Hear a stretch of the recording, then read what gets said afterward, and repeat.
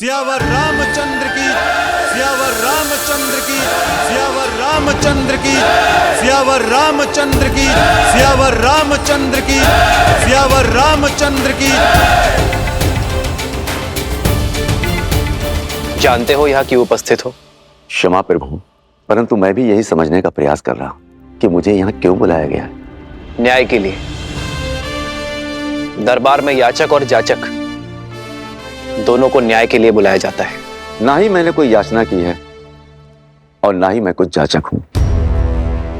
फिर भी यह समझने का प्रयत्न कर रहा हूं कि मैंने ऐसा कौन सा अन्याय या अपराध किया है जिसके लिए मुझे यहां बुलाया गया है। अपनी पत्नी का त्याग करना क्या अपराध नहीं है? क्षमा राजा राम, पर यह मेरा व्यक्तिगत निर्णय है और मेरे इस व्यक्तिगत निर्णय में ना कोई अपराध है और ना ही कोई राज्य का नुकसान। मेरे इस व्यक्तिगत मामले को दरबार में क्यों संबोधा जा रहा है? क्या आपके राज्य में स्वतंत्रता नहीं है व्यक्ति को अपने अपने निर्णय लेने के लिए? उद्दंडी वस्त्रक। लक्ष्मण,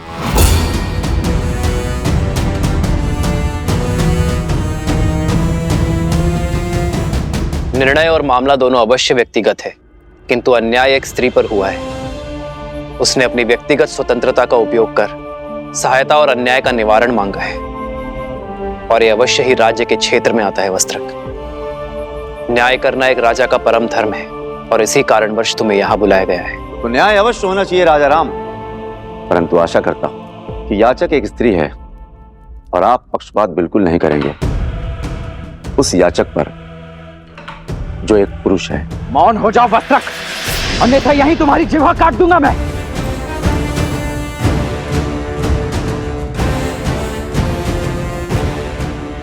राजकुमार, आपके पास सत्ता है, शक्ति है और मेरे बचाव के लिए मेरे पास शब्द ही हैं। यदि आप मेरी जीवा काट देंगे तो मेरे ऊपर हो रहे अन्याय का मैं निवारण कैसे कर पाऊंगा? ना ही इनकी जीभा काटी जाएगी और ना ही तुम्हें रोका जाएगा। तुम्हें अपना पक्ष रखने की पूरी संधि मिलेगी। बताओ, अपनी पत्नी का त्याग क्यों किया तुमने वस्त्रक? ये रात भर घर पर नहीं आई और इसका यह कहना है कि इस नाभिक के साथ तट पर रात भर थी। इसलिए महाराज, मुझे इसकी पवित्रता पर संदेह है। संदेह संपूर्ण परिवार, मित्र और राज्य सबके लिए घातक होता है। यदि संदेह को प्रमाण का जोड़ ना मिले तो वो मात्र आरोप होते हैं। वस्त्रक, महाराज, आरोपी ही सही, तो मेरे इन आरोपों का इन दोनों के पास कोई प्रमाण है? विश्वास। अपनी पत्नी के साथ तुम कई वर्षों से रह रहे हो, इस नाविक को भी कई वर्षों से जानते हो। क्या इस नाविक ने कभी भी संदेह करने का अवसर दिया? क्या तुमने इस नाविक को किसी और स्त्री के साथ अभद्रता करते हुए देखा? क्या इस अविश्वास का प्रमाण है तुम्हारे पास? वस्त्रक, तुम अपने घर के द्वार बंद कर दो और बाहर ना निकलो तो इसका यह अर्थ नहीं कि बाहर सूर्योदय नहीं हुआ है। वही तो राजा राम, द्वार बंद कर घर के भीतर बैठो, इससे यह भी तो नहीं कहा जा सकता कि सूर्य पर ग्रहण नहीं लगा है। और फिर महाराज, ये तो स्वयं स्वीकार कर रही है कि ये इस नाविक के साथ थी। फिर इस बात का क्या प्रमाण है कि इनके बीच कुछ घटित नहीं हुआ?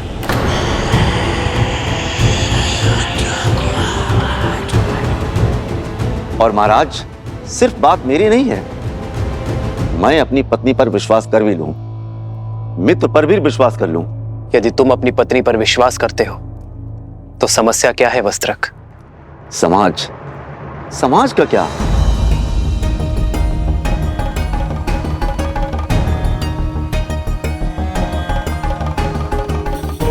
यही समाज जो अपनी बातों से मेरा घर फूकेगा, अपने कटाक्षों से मेरे संबंधों पर लांछन लगाएगा, यहां तक कि मेरी संतानों तक को ताने मारेगा, उल्हाना देगा। जहां कहीं से भी निकलेंगे फुसफुसाहट करेगा। महाराज, मनुष्य विवाह करता है सुखी रहने के लिए। जब सुखी नहीं रह जाएगा तो उस संबंधों का रखना क्यों? मैं एक वस्त्रक हूं वस्त्रों पर लगे लांछनों को धोता, अपने ही मस्तक पर कलंक सजाकर कैसे जी सकता हूं?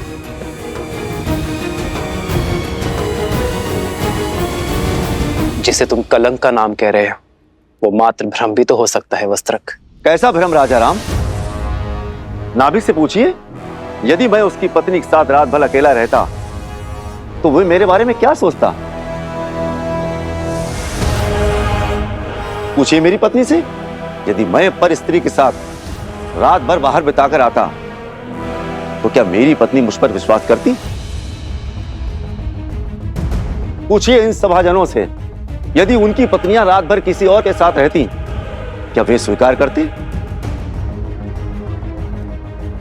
यदि ये स्वीकार भी कर लेते तो क्या ये समाज तभी आवाज में बात नहीं करते, कलंकित नहीं करते?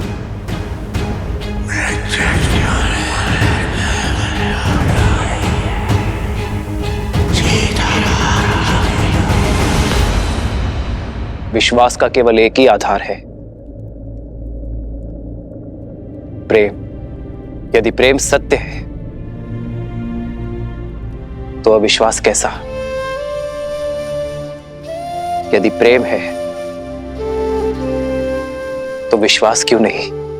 क्षमा करना महाराज, समाज के शब्द रूपी बाण सबसे पहले सुख पर वार करते हैं और फिर प्रेम पर प्रहार करते हैं।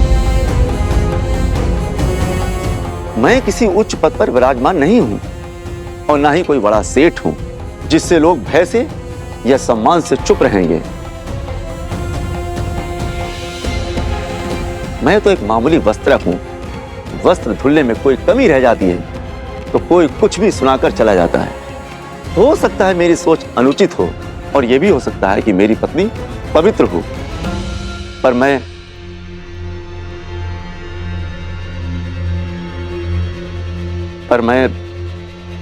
निडर होकर कहो वस्त्रक।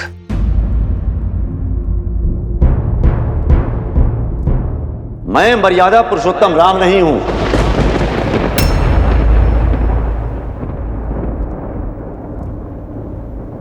मेरा जन्म दिव्य प्रसाद से नहीं हुआ। मैं ऐसी स्त्री को नहीं अपनाऊंगा जो किसी अन्य पुरुष के साथ रहकर आई हो।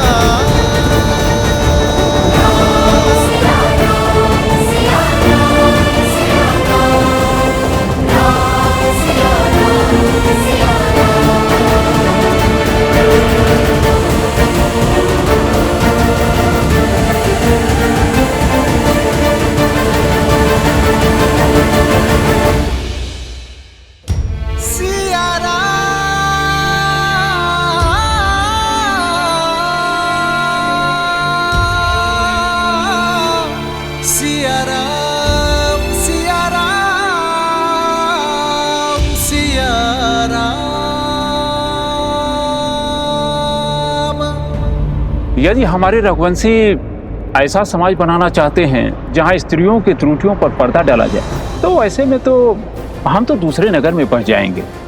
जब राज परिवार ने स्वयं ही अनुचित उदाहरण प्रस्तुत कर दिया है तो कोई क्या करे। मैं एक वस्त्रक हूं। वस्त्रों पर लगे लांछनों को धोता, अपने ही मस्तक पर कलंक सजाकर कैसे जी सकता हूं? पूछिए इन सभाजनों से, यदि उनकी पत्नियां रात भर किसी और के साथ रहती क्या वे स्वीकार करती? मैं मर्यादा पुरुषोत्तम राम नहीं हूं। मेरा जन्म दिव्य प्रसाद में नहीं हुआ है। मैं ऐसी स्त्री को नहीं अपनाऊंगा जो किसी अन्य पुरुष के साथ रहकर आई हो।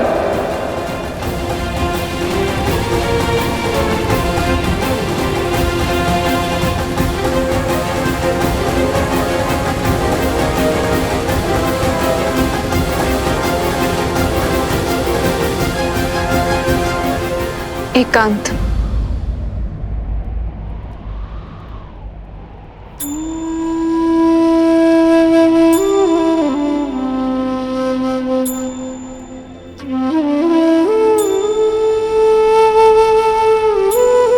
चरित्र का प्रमाण जो लंका में दिया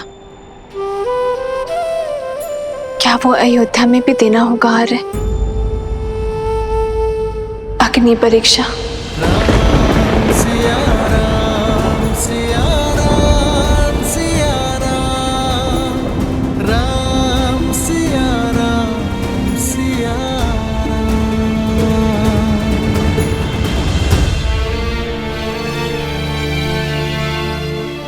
तुम अयोध्या की महारानी हो सीते, और मैं महाराजा। प्रजा राजा के पद चिन्हों पर चलती है। यदि तुम बार बार अपने चरित्र का प्रमाण दोगे तो इस संसार में हर पति अपनी पत्नी से बार बार अग्नि परीक्षा की अपेक्षा करेगा। पर स्वर्ण को तो हर बार कसौटी पर परखा जाता है ना आर्य। पर हर धातु स्वर्ण नहीं होती सीते। हर कोई मेरी सीता की भांति पूर्णतः पवित्र और दोष रहित नहीं होते। कौन किस अपराध के लिए दंडीकृत होगा ये केवल अग्निदेव जानते हैं सीते, साधारण मानव नहीं। हम ऐसा कोई निर्णय नहीं लेंगे जो समाज के सामने अनुचित उदाहरण प्रस्तुत करे। यदि परीक्षा इस समस्या का हल नहीं है तो इसका हल क्या है यार? शिक्षा। शिक्षा आचरण। शुद्ध आचरण ही विचार शुद्ध कर सकते हैं सीते।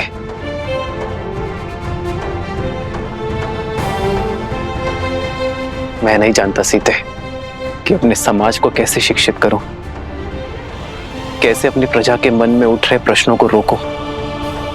वो प्रश्न जो उनके नेत्रों में दिखते हैं जब वो मुझे देखते हैं। तनिक सोच यार, जब तक मैंने स्वर्ण मृग नहीं देखा था तब तक मुझे उसके पाने की इच्छा नहीं थी। अर्थात जो नेत्रों को दिखता है वही मन को विचलित करता है आदि, और जो नहीं दिखता उसके विचार भी नहीं आते और उस पर प्रश्न भी नहीं उठते।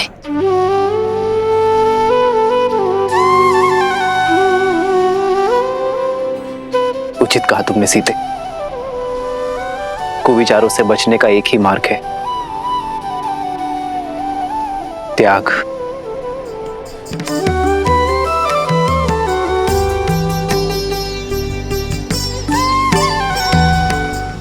हम दोनों अपने राज्य का परित्याग कर देंगे तो ना ही कोई प्रश्न उठेंगे और ना ही कोई उत्तर की अपेक्षा करेंगे।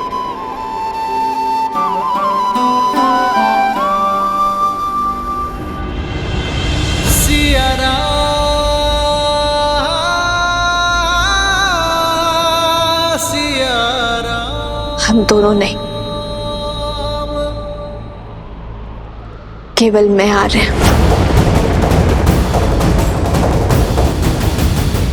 यदि हम दोनों साथ जाएंगे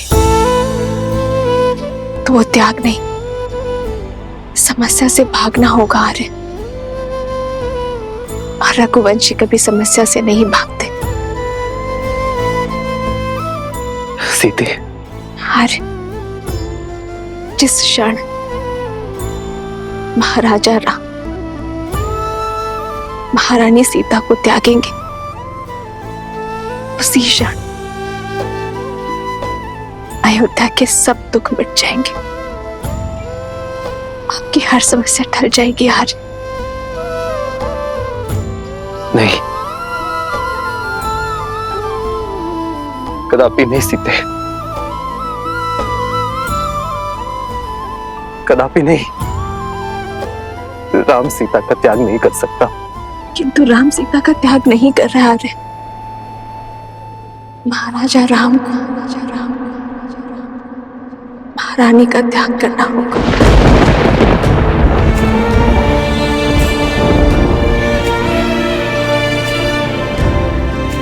क्योंकि राजा राम पर उत्तरदायित्व है आर्य। रघुकुल की विरासत, अयोध्या के उत्थान का। यदि श्री राम ने ये सिंहासन छोड़ा तो अयोध्या में उत्तरदायित्व को छोड़ने का परंपरा बन जाएगी आर्य। आर्य, आपका वो वचन टूट जाएगा जो आपने अयोध्या को दिया,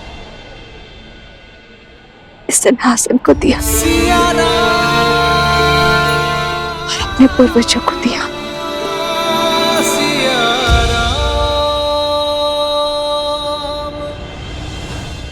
और उस वचन का क्या जो हमने एक दूसरे को दिए कि हर सुख में, हर पीड़ा में एक दूसरे का साथ देंगे, साथ में हर समस्या का समाधान भी निकालेंगे। अब आप केवल राजा ही नहीं, होने वाले पिता भी हैं आर्य। आप प्रजा रूपी संतान को शिक्षा देने का भार उठाई और मैं हमारी संतान को संस्कार सिखाऊंगी आर्य।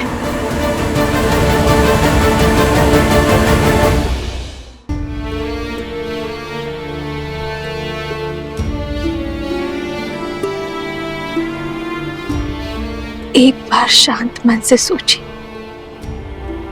जो समाज, जो प्रजा मुझ पर, इस पर इतने लांछन लगाने को तत्पर है, उस समाज के बीच हम उसे संस्कार कैसे दे पाएंगे आर्य? यही पिता धर्म की पुकार भी है, यही राजा कर्म की ललकार भी है। हमें ये त्याग करना होगा।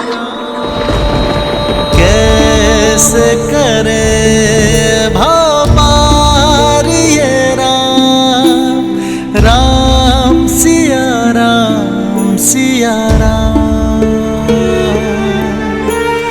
कैसे करे भवपार ये राम, राम सिया